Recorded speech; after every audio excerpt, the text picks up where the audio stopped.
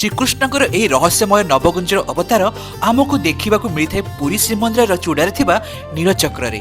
ଏହାର କାହାଣୀ ଆରମ୍ଭ ହୁଏ ଦ୍ୱାପର ଯୁଗରେ, ଯେତେବେଳେ ଅର୍ଜୁନ ନୂତନ ଅସ୍ତ୍ରଶସ୍ତ୍ର ପାଇଁ ମଣିଭଦ୍ର ପର୍ବତ ଉପରେ ତପସ୍ୟା କରୁଥିଲା ବେଳେ ଏକ ଅଦ୍ଭୁତ ସ୍ୱର ଶୁଣିଥିଲେ।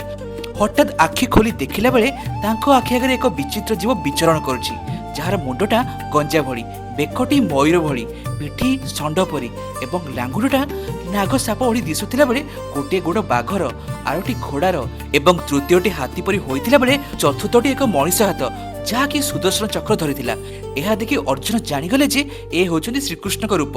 ଅର୍ଜୁନ ସେହି ନବଗୁଞ୍ଜର ରୂପ ଆଗରେ ନତମସ୍ତକ ହେଲା କ୍ଷଣି ଶ୍ରୀକୃଷ୍ଣ ଆବିର୍ଭାବ ହେଲେ ଏବଂ ପଚାରିଲେ, ମତେ ଚିହ୍ନିବାକୁ ଏତେ ସମୟ ଲାଗିଲା ସଖା ଅର୍ଜୁନ? ହେ ଶ୍ରୀକୃଷ୍ଣ, ଏ କି ମାୟା ଆପଣଙ୍କର? ପାର୍ଥ, ମୋର ରୂପ ତ ଅନନ୍ତ ଆଉ ଅସୀମ। ଏହି ଅବତାରର ଅଭିପ୍ରାୟ ତମ ମନରୁ ସର୍ବଶକ୍ତିମାନ ଏବଂ ସର୍ବଜ୍ଞାନୀ ହେବାର ଅହଙ୍କାର ଦୂର କରିବା ଏବଂ ନୂତନ ଜ୍ଞାନର ଗୁଞ୍ଜରଣ କରିବା। ହେ ଶ୍ରୀକୃଷ୍ଣ, ଏହା ସତ୍ୟ ଯେ ମୋର ଏହି ଅହଙ୍କାର ଥିବା ଯୋଗୁଁ ମୁଁ ଆପଣଙ୍କୁ ଚିହ୍ନି ପାରିଲି ନାହିଁ। ପାର୍ଥ, ଏହା ସତ୍ୟ ହେଉଛି ଯେ ଭଗବାନଙ୍କୁ ବୁଝିବା ପାଇଁ ଶକ୍ତି ନୁହେଁ, ନମ୍ରତା ଦରକାର। ଅହଙ୍କାର ହେଉଛି ମନର ଅନ୍ଧକାର ଆଉ ନମ୍ରତା ହେଉଛି ଜ୍ଞାନର ଆଲୋକ। ଏହି ଆଲୋକକୁ ଧର, ବିଜୟ ସଦାସର୍ବଦା ତୁମ ସହିତ ରହିବ।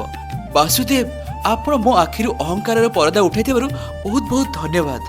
Subscribe for more video like this. ଜୟ ଜଗନ୍ନାଥ।